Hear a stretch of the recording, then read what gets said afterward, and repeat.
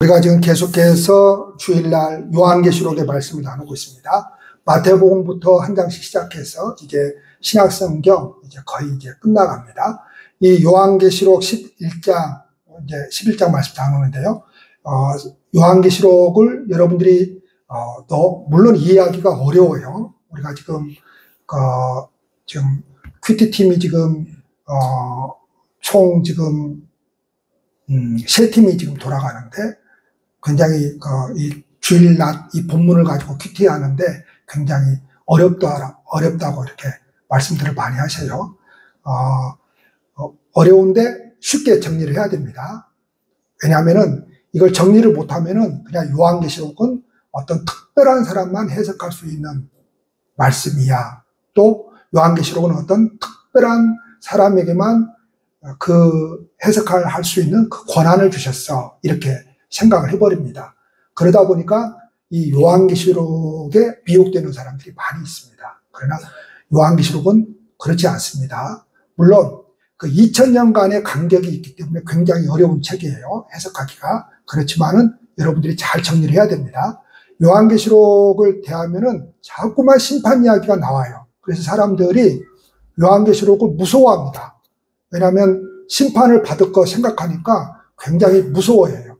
그래서 요한계시록은 무서운 책 그래버립니다. 그런데 여러분 어떻습니까? 지금까지 요한계시록을 우리가 말씀을 나누면서 그 심판이라고 하는 말씀들이 많이 있지만은 대부분 그 심판이 누구에게 해당되는 거죠? 예수님을 믿지 않는 사람들입니다. 예수님을 믿지 않는 사람들은 견뎌내지를 못합니다. 심판을. 그리고 예수님을 믿지 않는 사람들에게 주어지는 것들입니다. 물론 지금까지 우리가 말씀을 나누면서 그 심판이라고 하는 것은 어떤 특정한 시기에 내려지는 것이 아니라고 했습니다. 초림부터 재림까지의 사이에서 일어나는 그 일들을 지금 말씀을 하고 있는데 그 안에서 기후변화. 지난주에도 제가 이제 뉴스를 이제 검색을 하면서 한 가지 읽었는데 말로 설명할 수 없는 2023년도에 말로 설명할 수 없는 기후변화 현상이 세계 곳곳에서 일어났죠. 그래서 말로 표현할 수가 없다는 거예요.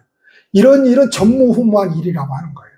그러니까 이미 우리가 말씀에서 기후변화 그런 자연계를 통한 하나님의 그 심판의 말씀도 나누었습니다. 그러한 것들을 통해서 지금 계속해서 말씀하고 있는 것이지 어떤 특정한 시기에 일어나는 일만 지금 이야기를 하고 있지 않다는 것을 여러분들이 이해를 하셔야 됩니다. 11장에서는 두 가지를 말씀을 하고 있습니다. 하나는 성전을 측량한다라고 하는 겁니다. 측량은 어디서 나오죠? 건축할 때 나오죠. 측량. 우리 교회를 건축할 때에도 뭐예요? 먼저 측량부터 하죠.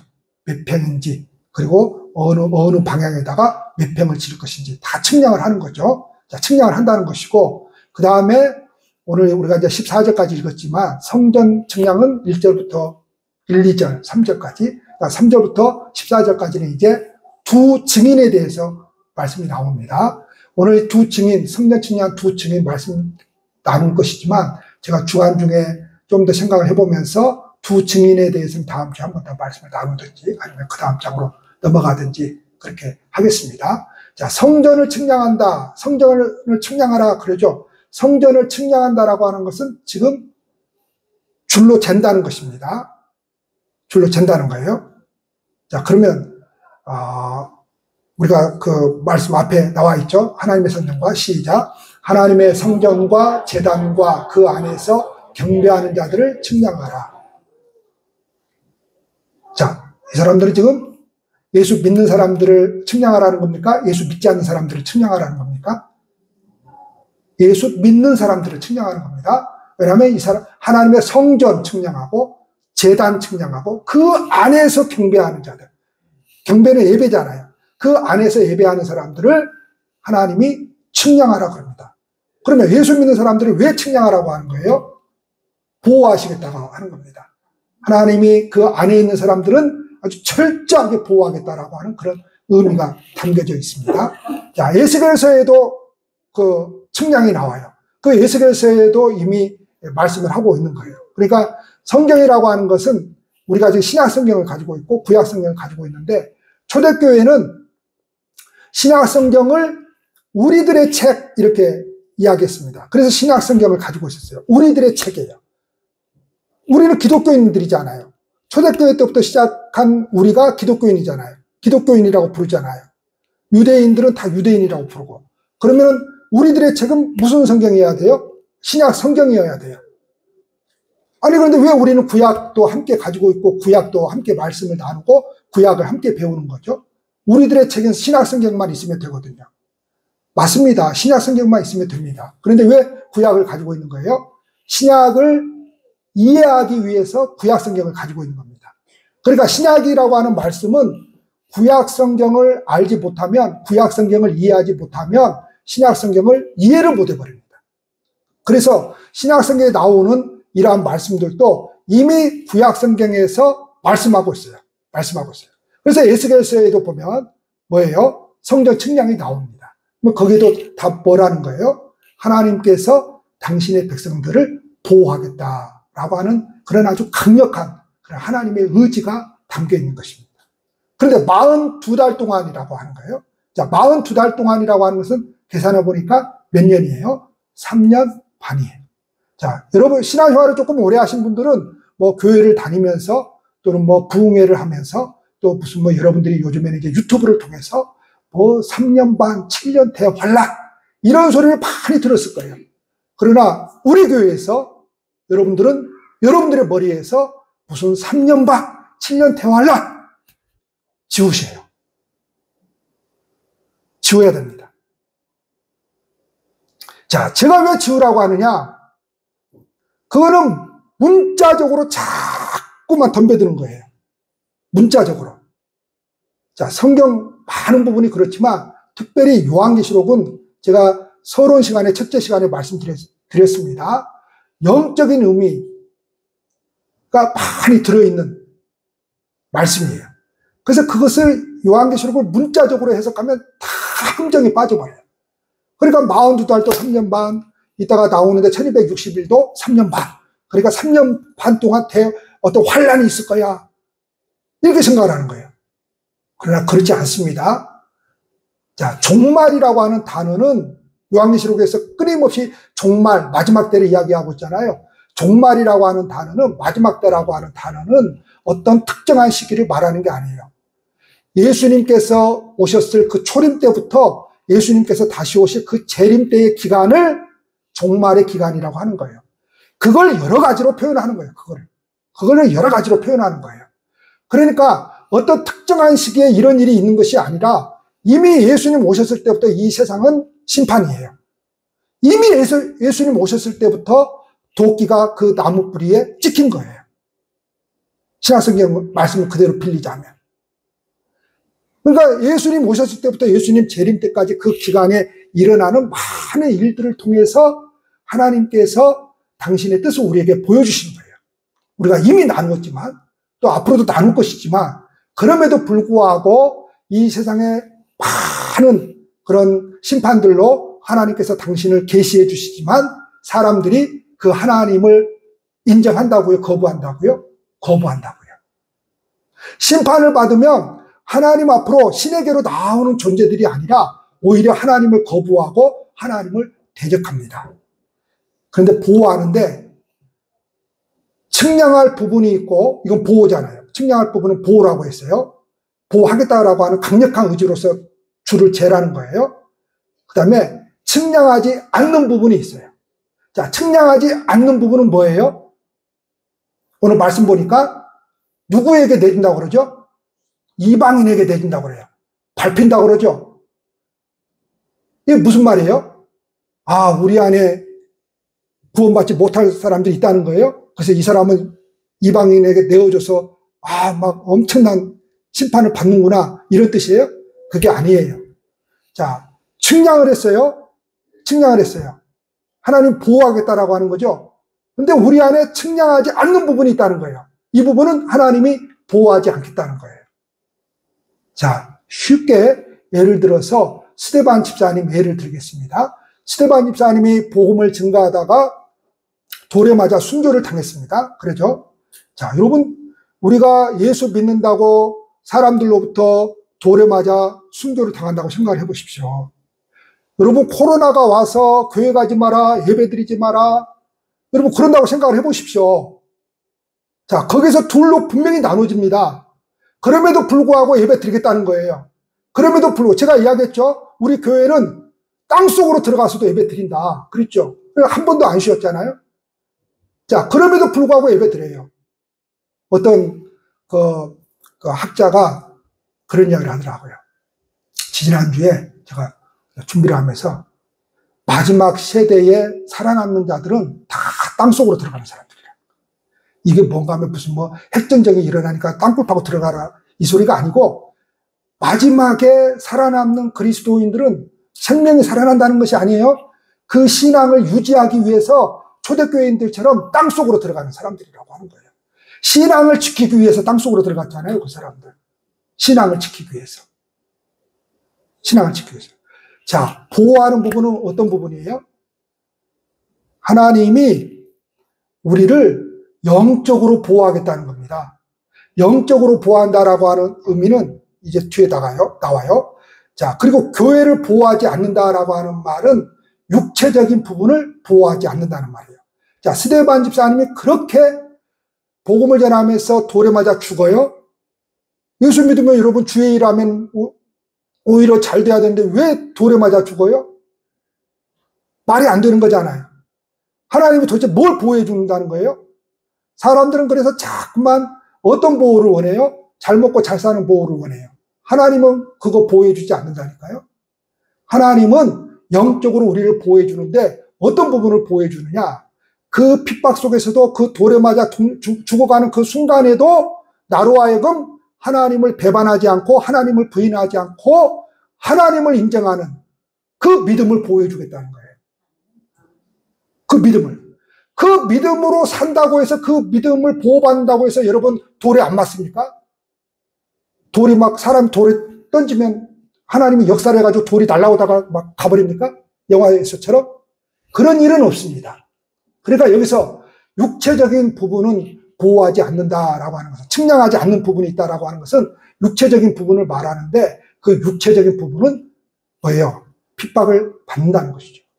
고통을 당한다는 것입니다.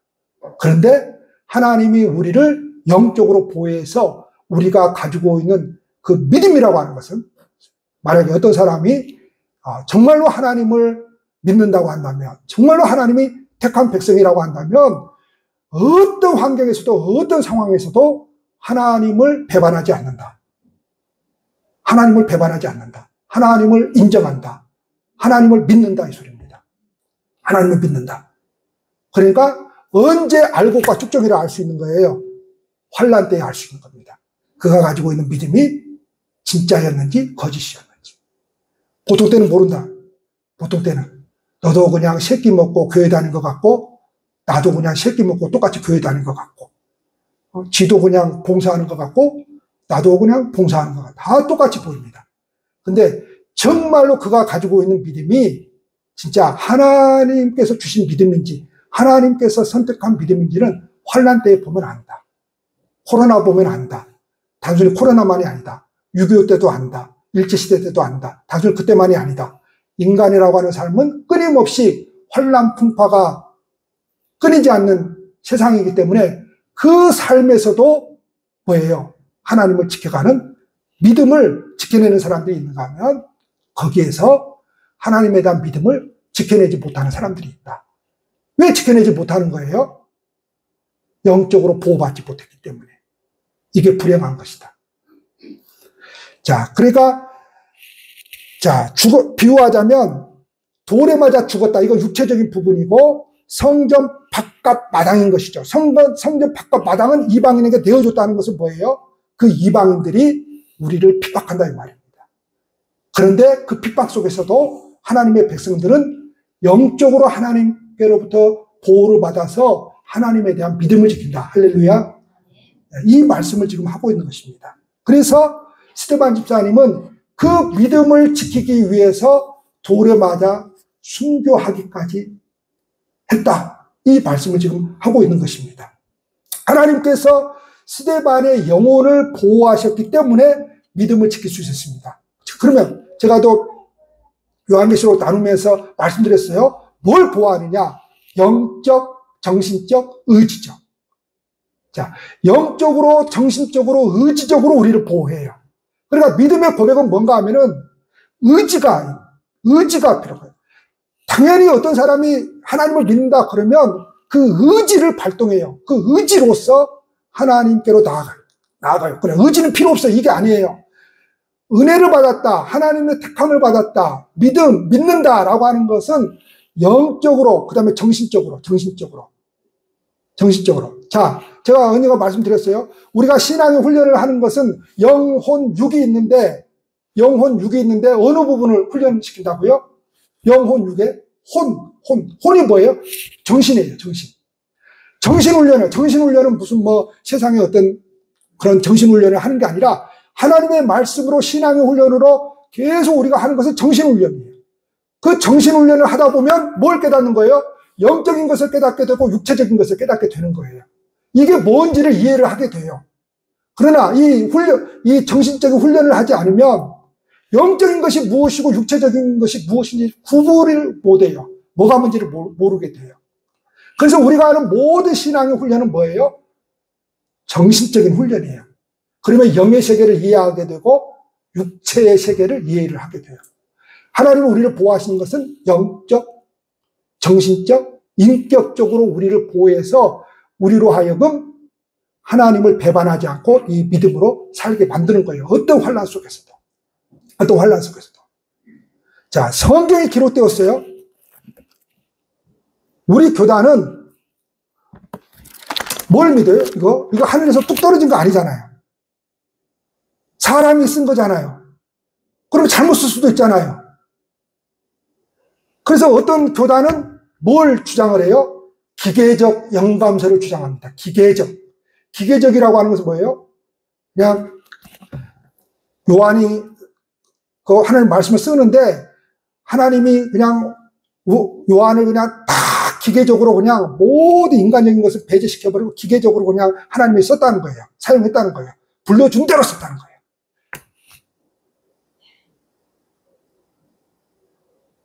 저는 100%, 1000%, 10,000% 그런 것 안 믿습니다. 하나님은 그 사람으로 하여금, 우리로 하여금 영적으로, 정신적으로, 인격적으로 그걸 쓰는 거예요. 벗어나지를 않는 거예요.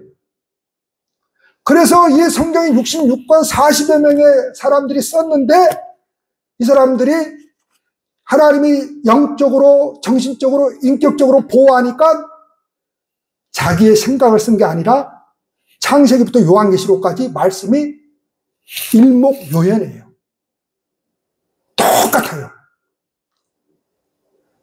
근데 하나님이 영적으로, 정신적으로, 인격적으로 보호하지 않으면 자기 마음대로 쓰는 거지. 그래서 통일교는 원리강론이 있는 거죠.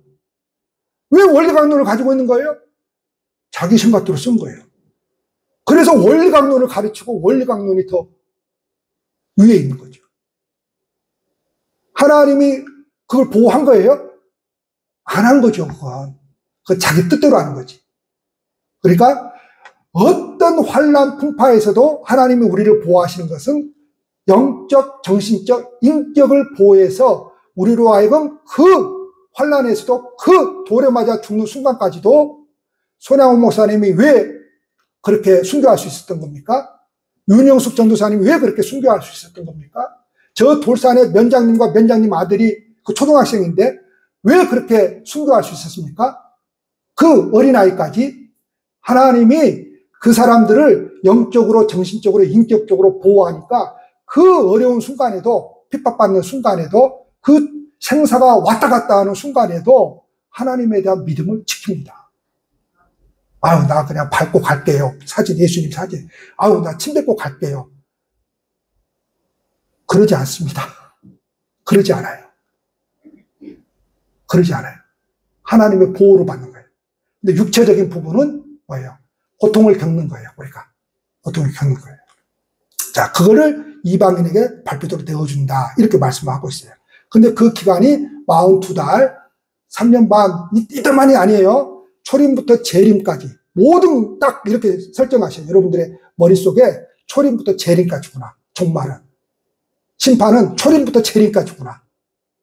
그래서 이미 시작되었다 그랬어요. 성경에 보면. 심판이라고 하는 것은. 도끼가 이미 뭐예요? 찍혔다 그랬어요. 이미 시작되었다 이 말이에요.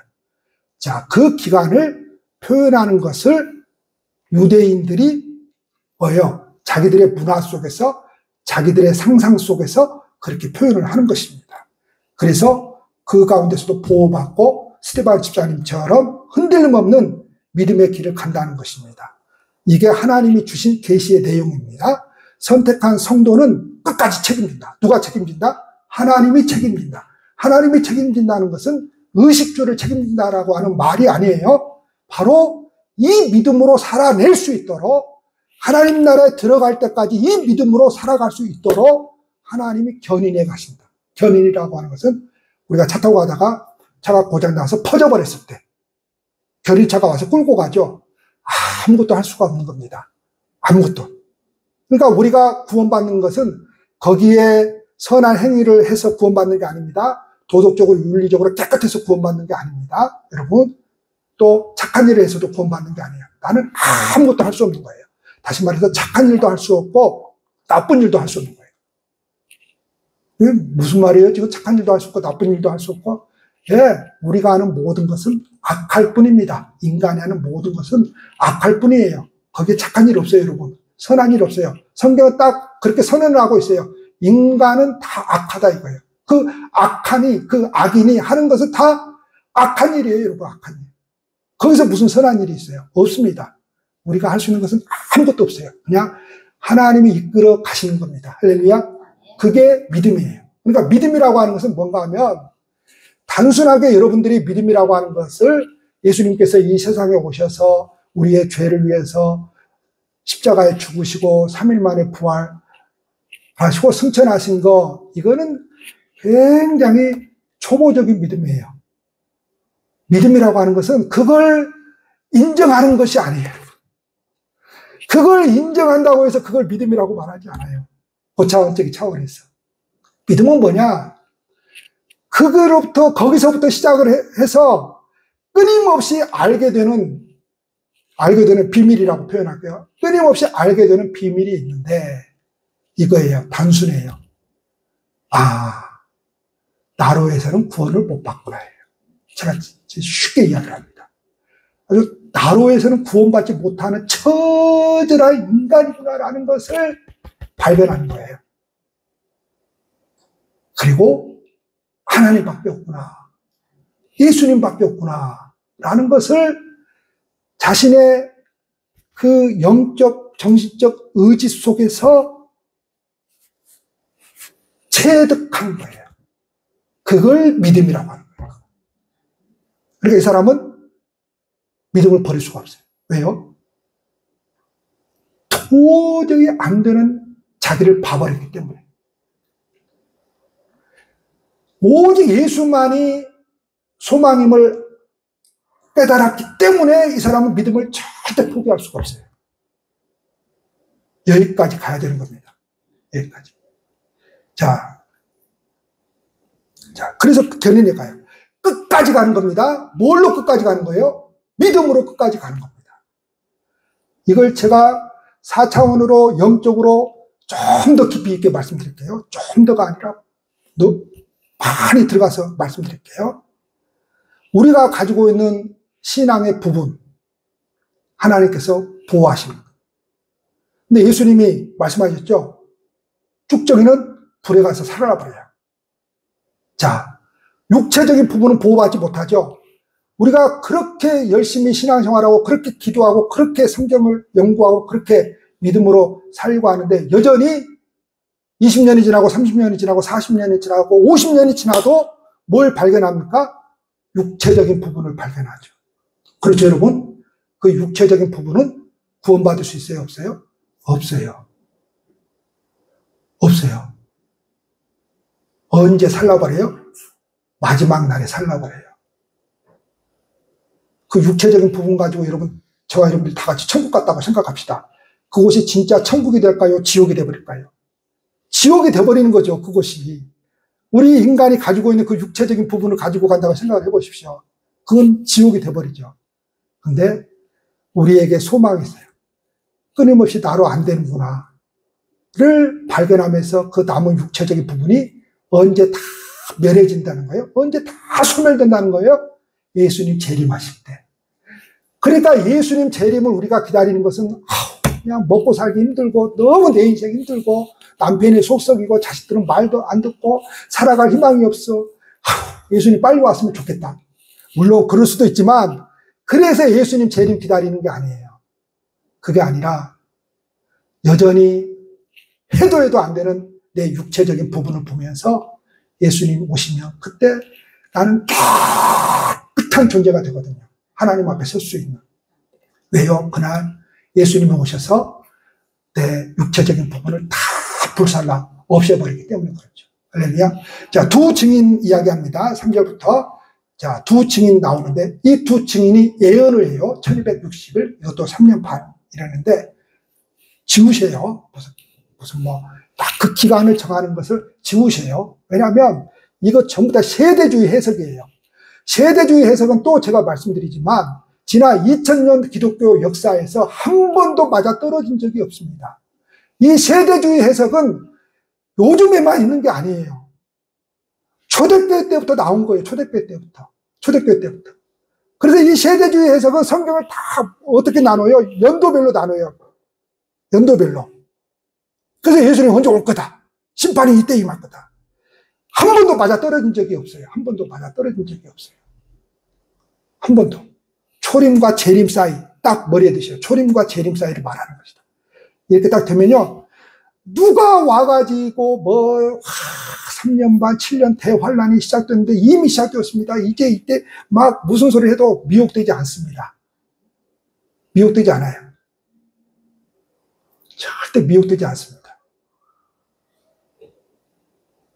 자, 이 두 증인이 1260일 동안 자, 초림과 재림 사이에 예언 활동을 합니다. 자, 근데 예언을 하다가 무저갱에서 올라오는 짐승에게 죽임을 당해요. 무저갱은 뭐예요? 하나님이 사탄을 집어 넣어버린 곳이에요. 근데 성경에 보니까 지금 그 사탄 완전히 소위 말해서 뚜껑을 안 닫았어요. 그래서 사탄이 활동을 합니다. 요한계시록 보면 나중에는 그 무저갱을 사탄을 잡아가지고 그 무저갱에다 집어 넣어버립니다. 그리고 뚜껑을 봉인해버립니다. 다시는 이제 못 나오게. 자, 근데 올라오는 이 짐승인데, 이 짐승놈이 새끼가 죽여요. 예언하신 분을. 근데 오늘 성경에 보니까 사흘 반 만에 그분이 부활을 해요. 그리고 승천을 해요. 그분은 누구예요? 예수님이시죠. 예수님. 자, 여기서 예언이라고 하는 것은 미래를 말하는 게 아닙니다. 여러분 무당되지 마세요. 기도해 준다고 당신 미래가 어떻게 될 것이다. 여러분 점쟁이 찾아가시죠. 잘 가르쳐 줍니다. 점쟁이가 여러분 용합니다. 제가요 어렸을 때부터 세상을 막 떠돌아다녔어요. 정상적으로 제가 직업생활을 해본 것이 저희 형님 다니는 회사에서 2년 해보고 정상적으로 살아본 적이 없습니다. 막 부산, 서울 막 세상 떠돌아다녔어요. 제가 이제 신학을 하고 부교자들은 많이 떠돌아다니잖아요. 이렇게 옮길 근데 저는 더 떠돌아다녔어요. 어떻게 된 영문인지. 그리고 이제 제가 신학을 한다니까 저희 어머니가 이제 먼저 교회를 나갔어요. 아버지보다. 그러니까 예수 믿기 전에도 그렇게 떠돌아다니더니 그래서 저보고 다 저를 아는 사람들 그럽니다. 역마살이 뛰었다고. 예수를 믿고서도 그렇게 떠돌아다니는 거예요. 여기저기. 그러니까 얼마나 걱정이 됐겠어요. 그랬더니 저희 어머니가 점쟁이를 찾아가서 점을 봤답니다. 이 세상에 교회를 다니면서 점을 보다니. 믿음이 없었던 거죠. 도대체 우리 환태기는 언제 정착해서 언제나 인생이 올바라질까? 그랬더니 그 점쟁이가 하는 말, 38살은 넘어야 되겠네요. 근데 제가 여기를 38살에 왔어요. 제가 그 뒤로 이 점쟁이가 아주 귀신같이 알아낸다고. 근데 점쟁이가 알아내요. 그 학습무가 있어요. 학습무당은 여러분들이 쫑포 같은 데 가면은 이거 쳐놓고 그 속에서 이렇게 하는 사람들 있죠? 그 사람들은 점쟁이 아니에요. 학습무라고 하는 것은 공부해가지고 돈벌이로 하는 거예요. 그것 보고 학습무라고 해요. 근데 학습무가 아니라 진짜로 신기를 받은 사람들 있죠? 압니다. 알아요. 그래서 사람들이 혹 하는 거예요. 안 해! 어휴, 세상에 말 한마디도 안 했는데 그냥 우리 조상들 다 알아. 우리 집안 내력을 다 알아. 그래서 사람들이 그냥 훅 가는 거거든요. 그러면 왜 그 마귀 새끼가 그렇게 훅 가게 알아요? 미혹하려고 하는 거거든요. 미혹하게 하려고.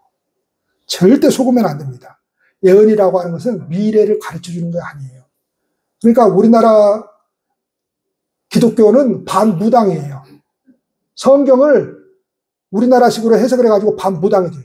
오죽하면 여러분 기독교 설명 가보십시오. 검색해 보십시오. 무당 목사라고 하는 책이 있어요. 무당 목사. 무당 목사도 어떤 사람들이 우리 목사님 신비롭다고, 우리 목사님 능력 있다고. 뭐 하는 사람이어야 돼요? 푸닥거리를 잘하는 목사여야 돼요. 푸닥거리. 점쟁이가 푸닥거리를 잘합니다. 막 오셔 하고 막 작두도 타고 막 푸닥거리 잘합니다. 그러면 막 돈이 나오거든요. 막 더 차려야 된다, 더 차려야 된다, 뭐 해야 된다. 막 그러면 막 이 사람들이 막 돈을 갖다 막 막 짐승도 갖다 막 더 해야 된다고 그래요. 다 사기치려고 하는 거예요. 예언이라고 하는 것은 여러분 미래의 일을 가르쳐 주는 게 아닙니다. 미래의 일을 가르쳐 주는 게 아니에요. 절대 여러분 속으면 안 됩니다. 여러분 왜 미래를 여러분들이 알고 싶어 하죠? 현재가 여러분들 불안하니까 그러거든요. 현재가 불안하면 자꾸 사람은 미래를 알고 싶어 해요. 도대체 내가 어떻게 될 것인지 알고 싶어 해요. 근데 미래를 알면 못 산다. 정상적으로 못 산다. 자, 보세요. 요 A라는 사람입니다. 내가 예언을 당신한테 내가 기도하다가 하나님께서 예언의 은사를 주셔서 내가 당신의 미래를 봤는데 당신 지옥 가더라. 그래 보세요. 지옥 가는데 뭐하러 교회 다녀요? 지옥 가는데 뭐하러 예수 믿어?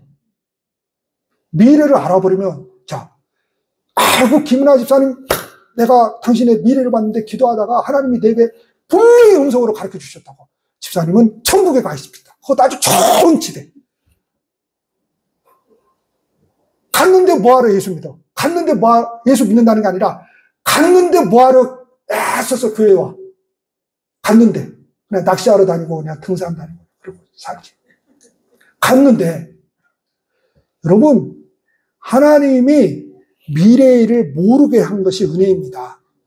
절대로 믿음의 세계는 다 알려주지 않습니다. 알면은 사람은 더 이상 추구하지 않아요. 알아버리면 추구하지 않는다니까요, 사람은. 자, 이게 마우스라고 합시다. 이게 마우스다. 그러면 이거 모를 때는, 그게 어떻게 생겼지? 그게 무슨 작동을 할까? 그거 한번 보고 싶다. 그래요. 모르면. 근데, 이거야. 그러면 알면 이렇게 좀 해보고, 이거구만. 그걸 던져버립니다. 더 이상 이거에 대해서 알고 싶어 하지 않아요. 믿음의 세계를 하나님이 그렇게 만들어 놓으셨어요. 인간을 알기 때문에 다 안 가르쳐 줍니다. 알면 지가 알았다고, 에이, 나 알아. 그래서 제일 무서운 사람이 교회에서 누구예요? 기도하면 하나님이 나는 다 가르쳐 줘. 설교 안 들어도 돼. 이 사람이 제일 무서운 거예요. 알아버리는데 무슨 설교를 들어요? 눈 딱 감고 있어버리지. 알아버리는데. 그건 진짜 모르는 거예요. 그건. 하나님은 신앙의 세계를 다 알도록 만들어 놓지 않았어요. 그러면 우리가 추구하지 않거든요. 이게 흔들리죠, 여러분? 믿음이. 그게 은혜예요. 이게 받은 것도 같고, 안 받은 것도 같고, 이래야 찾고 간다니까, 이래야. 그렇게 만들어 놨어요. 그래야 그 사람이 떨어지지가 않습니다. 그래야 떨어지지 않아요. 자, 초림부터 재림까지의 기간인데, 하나님의 보호를 받게 될 거예요. 자, 그 다음에, 지금 이 예언이라고 하는 것은 하나님의 말씀을 대언하는 것인데, 복음을 전하는 것을 말해요. 복음을 전하는 것. 자, 예언하는 이 두 증인이 하나님의 말씀 전하다가 닦는 고통이에요. 근데 이 사람들이 굵은 베옷을 입고 예언의 활동을 해요. 자, 굵은 베옷은 항상 구약시대 때부터 슬픔을 나타내는 겁니다. 그러니까 굵은 베옷을 입고 하나님의 말씀을 전한다는 것은 회개하라는 겁니다. 회개하라는 겁니다. 자, 그렇게 생각해 보면 이 두 증인의 예언 사역이 바로 회개를 요청하는 것이죠. 자, 예수님도 회개하라, 주 예수를 믿으라, 천국이 가까웠느니라 그랬고, 그 사도들도 주 예수를 믿으라, 회개하라, 천국이 가까웠느니라 그랬고, 사도 베드로도 예수 믿으라, 천국이 가까웠느니라, 회개하라 그걸 외쳤고. 자, 우리가 복음을 전한다는 것은 실질적으로 어떤 불신자들에게 회개하십시오, 예수 믿으십시오. 그러면 그 사람이 뭐라 그럴까요? 니라 믿으라 그럽니다. 회개하라 그러면 좋아해요, 싫어해요? 싫어하죠. 자, 예수님도 그렇고 사도들도 그렇고 베드로도 그렇고 다 그 대상이 누굽니까? 유대인들이에요. 하나님을 믿는 사람들이에요. 근데 이 사람들이 엉뚱한 방향으로 가버린 거죠. 이 사람들에게 직접적으로 회개하라고 말할 수 있어요. 다시 말해서 우리들이 서로 간에는 아유, 집사님 회개해야 되겠다 그럴 수 있어요. 그런데도 기분이 나빠. 근데 그거를 갖다가 불신자한테 해봐. 당신 회개해야 돼. 남편한테 그러지 마세요. 그러면 남편이 엄청 성질냅니다. 왜냐? 대부분의 사람들은 자신을 굉장히 의롭게 생각합니다. 나쁜 짓을 해도 자기는 그래도 의롭게 생각을 한다니까요. 저 어디에 지금 그 국회의원 보궐선거 김태공 나오는 그 사람 그러잖아요. 40억 해먹었고 뭐예요? 4천억 해올 거니까 40억을 애교로 봐주십시오 그러잖아요. 이게 말이요 분복이에요 이게. 근데 국민들은 그것도 생각도 안 해 그냥. 아니 그러면 40억 해먹었는데 그건 애교로 봐달라는 거야. 내가 4천억 갖다 줄 테니까. 이러면 돼요 안 돼요? 미치고 환장하는 것이지. 그러니까 여러분 국민들이 똑똑해야 됩니다. 그래서 잘 뽑아야 되죠. 자, 회개하라는 것입니다. 주 예수를 믿으라는 것입니다. 그러면 회개를 요청하는 예언 사역을 감당하는 이 두 증인이 또 누굴까? 그 이단들은 뭐라고 이걸 또 교리를 만들어요. 어떻게 해요? 문선명은 이 두 증인이 나라는 거예요. 자기가 분명히 알거든. 늙어서 죽는다는 것을. 그 두 증인인데 그러면 나와 누구 해야 돼요? 한학자여야 돼요. 그래서 두 증인이 그렇게 만들어내는 거예요. 교리를. 지금 그 아들하고 한학자하고 지금 세력 다툼으로 싸우고 있잖아요. 지금. 그 돈 싸움이에요. 다른 이단들도 마찬가지예요. 자, 두 증인이니까 나는 혼자니까 나 혼자만 안 되고 내 후계자와 함께 두 증인이 되는 거예요. 두 증인이 되는 거예요. 이렇게 해서 교리를 만들어내는 거예요. 그런데 이 머리가 없는 사람들은 그런가 보다 해.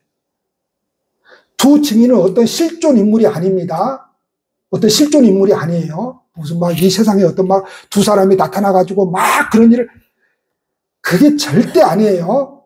어떤 개인을 가리키는 게 아닙니다. 사도 요한이 이 두 증인을 가리켜서 그 다음 성경을 읽어야 돼요. 이 두 증인이 이 사람이야. 두 감람나무와 두 촛대야. 이렇게 이야기해요. 자, 두 감람나무, 두 촛대. 자, 촛대하면 우리가 요한계시록 이미 말씀 나눴는데 촛대는 어디를 상징한다고요? 교회를 상징한다고요. 그래, 7 촛대, 7 교회 이렇게 나오잖아요. 하나님이 뭐예요? 촛대를 옮겨버린다라고 하는 것은 뭐예요? 하나님의 성령을 요 교회에서 다른 교회로 옮겨버린다는 거죠. 교회를 옮겨버린다는 거예요.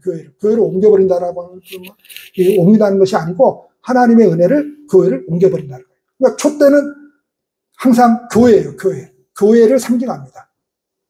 이 두 증인을 촛대라고 부른 것은 이들이 개인이 아니라 교회라고 하는 것을 보여줍니다.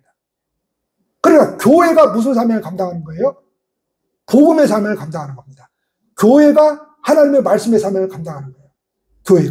교회라고 하는 것은 이 건물이 아니라 우리 모임이잖아요.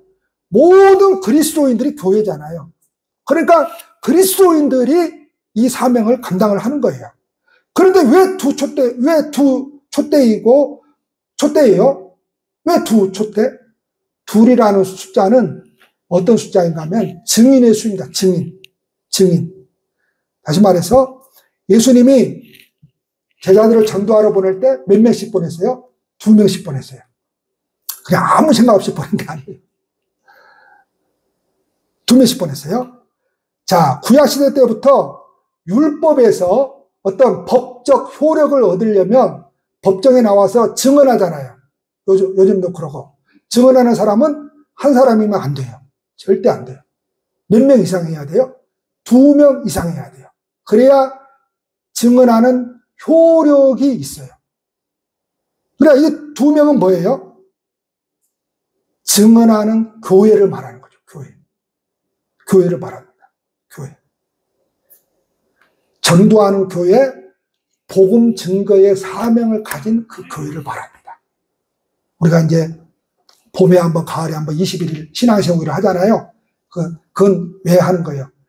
우리가 이 기간 동안에는 우리가 개인적으로도 물론 불신자들을 향해서 기도하고 전도하지만은 이 기간 동안에 특별히 우리가 전도하자는 거잖아요. 전도. 오늘날 여러분 불신자를 향한 전도가 다 죽어버렸잖아요. 불신자를 향한 전도가 다 죽어버렸습니다. 우리 교회는 항존직은 안 받는다. 회의에서 결정을 하고 제가 목회를 하고 있거든요. 그러니까 시무하는 항존직은 안 받는다. 시무하는. 그러니까 장로는 안 받는다 이거예요. 지금은. 장로 세웠으니까. 왜 안 받느냐? 왜 안 받느냐?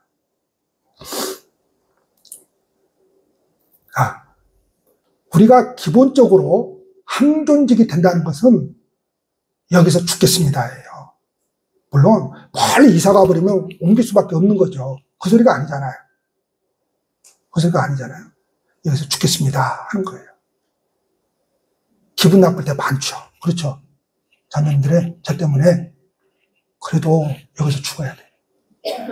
여기서 죽는다고 그 선언을 하는 거잖아요. 우리가 임시시 때 그거 하잖아요. 그건 다 그냥 요행이지. 요새 제가 어떤 교회 문제 때문에 전화를 자주 받습니다. 예배당을 지금 알아보고 있어요. 어떤 교회가. 그런데 우리 교회만한 사이즈의 예배당을 알아본다는 거예요. 근데 돈은 또 쥐꼬리만한 돈으로 또 알아본다는 거예요. 그래서 제가 그랬어요. 목사님, 그 돈 가지고는 절대 150명 들어가는 예배당 얻을 수가 없습니다. 설사 낡은 건물 얻는다 해도 그거 수리하고 뭐하고 그러면은 15억 들어가 버립니다. 건물 있는 거 제가 소개를 시켰는데 그거 하는 게 제일 좋습니다. 그게 아주, 그러고도 5억이 이익 보거든요. 나 같으면 그냥 들어갔어요. 내가 보고, 그래, 못하는 거야.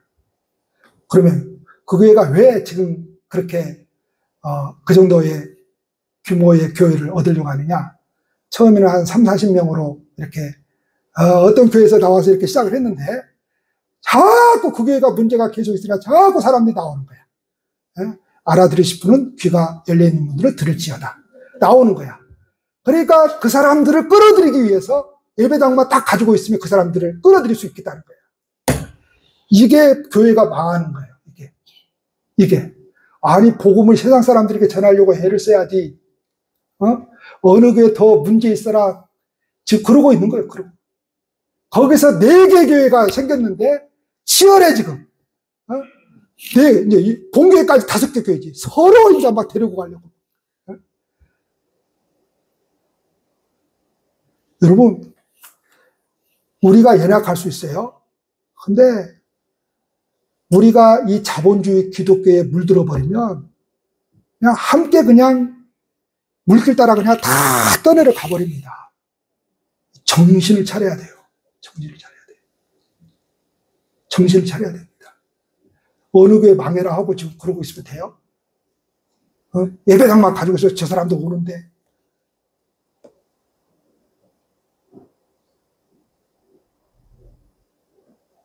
그래서 제가 그 소리 듣고, 아이고, 이제 안 도와줘야 되겠다. 그 생각이 딱 들더라고.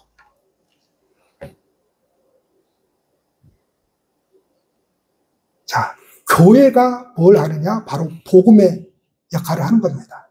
복음의 역할. 전도하는 교회, 복음 증거의 사명. 근데 이 두 촛대 외에 이미지가 또 하나 있어요. 두 증인을 두 감람나무라고 그러죠. 두 감람나무. 자, 이해를 못하죠. 두 감람나무라고. 이거 도대체 또 누구지? 누구라고 자꾸 생각하지 마세요. 자, 스가랴서 4장에 보면 스가랴 선지자가 7등잔을 가진, 우리가 지금 수요일날 성막하면서 7등잔 배웠죠. 그건 교회를 뜻해요. 교회. 근데 7등잔 양쪽에 누가 서 있는가 하면, 어떤 나무가 서 있는가 하면 두 감람나무가 서 있어요. 스가랴 선지자가 이건 지금까지 본 적이 없거든요. 이해할 수가 없어요. 그래서 천사에게, 하나님께 물었어요. 도대체 이 두 감람나무는 뭡니까? 이 7 촛대 사이 양쪽에 서 있는 이 두 감람나무는 뭡니까? 그러니까 천사가 스가랴서 4장 14절에 이렇게 말합니다. 시작. 이는 기름 부음을 받은 자 둘이니 온 세상의 주 앞에 섰는 자니라. 자, 성경은 절대로 여러분 미래에만 이야기하는 게 아니에요. 성경은 항상 그 시대에 주어진 거예요. 그 시대에 주어진 거예요. 그러면 스가랴서는 구약 성경이잖아요. 구약 시대 그 시대에 주신 거잖아요. 그러면 그 시대를 배경으로 하고 있는 거예요. 그러면 그 시대의 두 감람나무가 누구예요? 기름 부음 받은 자. 그래서 기름 부음 받은 자 둘이니 그랬잖아요. 바로 스룹바벨과 대제사장 여호수아입니다. 그 시대에는 스룹바벨과 대제사장 여호수아, 이 두 사람을 통해서 하나님께서 뭔가 이루어 가신다는 거예요. 그 시대에 이 두 사람을 통해서 하나님께서 뭔가를 이루어 가신다라고 하는 것은 뭐예요? 자, 이스라엘이 바벨론에 망해버렸죠. 그래서 포로로 끌려갔죠. 그래서 나중에 예루살렘 성전을 재건하기 위해서 1차로 온 사람들, 2차로 온 사람들, 3차로 온 사람들 해가지고 예루살렘 성전을 재건합니다. 그때에 스룹바벨은 정치적 지도자예요. 스룹바벨은 여호수아는 그 모세와 함께 일했던 여호수아가 아니에요. 이 사람은 달라요. 여호수아는 제사장이에요. 제사장. 스룹바벨은 바벨론 포로로 있다가 예루살렘 성전을 재건하기 위해서 온 사람이에요. 정치적 지도자, 여호수아 제사장, 이 두 사람이 뭔가 한다는 거예요. 자, 그런데 포로에서 돌아왔으니 사람들이 얼마나 힘들겠어요. 자기 의식주 문제도 지금 해결하지 못하는 상태에 있거든요. 집도 변배집 짓지 못하고 살아가고 있는 형편이거든요. 근데 이 사람들이 와가지고 뭐 하자는 거예요? 성전 지읍시다! 그런 거예요. 그럼 뭐라고 하세요? 여러분들, 밥도 못 먹고 살아가고 직장도 못 얻고 살아가고 지금 실업자로 살아가고 있는데 목사가 예배당 집시다! 그러니까 쫓아내지.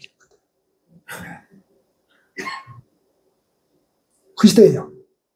하나님이 명령했다고 하니까 어쩔 수 없이 따라서 합니다. 백성들이. 근데 자꾸 방해를 해요. 산발라 도비아 게셈이 산독대가. 그러니까 어떻게 그래요? 핑계가 좋을 때죠. 이때다 하고 성전을 중단해야 되겠습니다 해가지고 몇 년 동안 중단시켜버려요? 16년 동안 중단시켜버립니다. 나중에 학개, 스가랴, 말라기, 구약성의 마지막 책들이죠. 마지막 선지자들. 이 사람들이 와가지고 일어서서 막 성전 재건을 막 재촉하죠. 어떻게 하나님의 성전은 비가 새고 물이 새고 난리가 아닌데 너네들은 말이야 집 짓고 호요호식하면서 잘 먹고 잘 사냐? 그럴 수가 있냐? 성전 새롭게 보수공사하고 건축해야 된다. 막 재촉하죠. 그래서 다시 시작되거든요. 그게 스룹바벨 성전이에요. 그게 스룹바벨 성전. 그게. 그러니까 이 기름 부음, 그때 당시에 기름 부음 받은 자 둘, 스룹바벨과 여호수아, 이 사람들이 주 앞에서 그 일을 해낸 거죠. 요한계시록에서 두 증인은 두 감람나무라고 했는데 이것을 구약성경과 연결해서 스룹바벨과 대제사장 여호수아가 성령의 능력으로 성전을 완성했다라고 하는 것은 이 하나님의 복음의 사명이 누구의 힘으로 된다는 겁니까? 인간의 힘이 아니라 하나님의 성령으로 된다는 것이죠. 여러분, 인간적으로 생각하면 참 안 됩니다. 힘들어요. 지난주에 우리, 또 이름도 정없다. 동생. 최진 씨. 결혼식 있어요. 우리 정채진 성당이 후임 나하고. 제가 칭찬을 많이 받았어요. 우리 장로님들한테. 동생 결혼식. 너무 잘 인도해줘서 너무 고맙다고. 너무 은혜스러웠다고. 그래서 그냥 사모님한테 가서 그랬어요. 장로님들이 결혼식을 너무 은혜스러웠다고 너무 좋았다고 그러면서 칭찬을 엄청 하네. 그랬더니 우리 사모님 지금까지 결혼식 주례도 그러고 예식 진행하는 거 당신 많이 했는데 이번이 제일 잘했다는 거야. 이번이 제일 잘했다는 거예요. 내가 준비는 몇 달 전부터 했죠. 근데 제가 그날 청소를 해버렸어요. 새벽에. 힘이 없어가지고 어떻게 하지 하고 인도한 거예요. 힘이 없어서 천천히 한 거예요. 힘이 없어서 천천히 했더니 제일 은혜를 받더라고. 내가 생각할 때는 내가 지금 고래를 꽉꽉 찌르고 힘이 있어가지고 막 하면 잘 될 것 같은데 난 못하겠다. 힘이 쭉 빠져가지고 그냥 했어요. 누가 하더라는 거예요? 분명히 그건 성령께서 하신 거예요. 나는 그날 힘이 다 빠져버려가지고 그렇게 못했어요. 그랬더니 성령께서 그렇게 역사를 하시더라는 거예요. 다시 말해서 두 증인이 왕 같은 제사장으로서 성령의 능력으로 세상에서 예언사역을 하는데 이것이 누구로 말하느냐? 사도행전 1장 8절 시작. 오직 성령이 너희에게 임하시면 너희가 권능을 받고 온 사마리아와 땅끝까지 이르러 내 증인이 되리라 하시니라. 누구를 말하는 거예요? 그리스도인을 말하는 거죠. 자, 또 한 가지 제가 높아심에서 자꾸만 적그리스도 그러는데 그 적그리스도도 어떤 특별한 인물이 아니에요. 그래서 자꾸 그렇게 해석하는 사람들이 있어요. 가톨릭의 교황이 적그리스도다. 적그리스도는 예수 그리스도의 십자가와 부활을 부인하는 사람이에요. 다 적그리스도예요, 그 사람들은. 어떤 특별한 사람이 아니에요. 그러니까 성경을 잘 해석하고 잘 알아들어야 돼요. 자꾸만 어떤 특별한 사람으로, 어떤 인물로 자꾸만 생각을 하면 곤란하다. 교회가 예수님의 증인으로 세계 복음 증거의 사명을 감당할 수 있는 힘은 누가 주신다는 겁니까? 성령께서 주신다는 겁니다. 저는 찬양할 때 우리 찬양단에게 은혜를 많이 받거든요. 제가 혼자 목회하기 때문에 진이 다 빠져버린 사람이에요. 제가 제일 은혜 받으려고 할 때가 찬양단이거든요. 저도 공급을 받아야 할 거 아니에요. 인간의 힘으로 할 수 없기 때문에. 자, 분명히 알아야 됩니다. 앞에서 일하시는 분들은. 성령 아니면 할 수 없는 거예요. 성령. 그러니까 기도하지 않고서는 안 되는 거예요, 여러분. 안 되는 겁니다. 중요한 겁니다. 중요한 거예요. 목사도 마찬가지예요. 찬양단도 마찬가지고 교사도 마찬가지고 그래서 온전히 성령을 의지하고 성령을 요청해야 돼요. 왜? 그분이 할 수 있는 일이기 때문에. 생명 살리는 일, 우리가 밥 사준다고 저 사람 교회 나올 것 같아요? 우리 장로님도 고생 많이 했죠. 밥도 제가 이야기를 듣거든요. 그런다고 예수 믿는 거 아니거든. 그거 하지 말라는 소리가 아니에요. 마음을 녹여야지. 그런 차원에서 하라는 거죠. 커피 사준다고, 그 사람 취임생활 같이 해준다고 교회 나와? 그 사람 술 한잔 하니까 나도 같이 가서 그 사람 전도하려고 술집 들어가? 네가 맨날 술집 가본다니까? 나중에는? 그런 게 아니에요. 절대로, 제가 10몇 년 전에 보험을 하나 들었어요. 제가 그때 어려웠는데, 저쪽 에 있을 때. 보험사가 와서 교회를 조금 다녀볼까 하고, 아실 거야, 아마. 교회 좀 다니게 하려고 보험 들어주면 교회 좀 나오겠지 하고 들어줬더니 왜 그걸 보험 딱 들고 안 나와버려. 보험 들어준다고 교회 나온 거 아니다. 그러지 마시고. 절대로 신앙은 그 사람 뭐 해준다고 잘하는 게 아니에요. 그런 거 아니에요.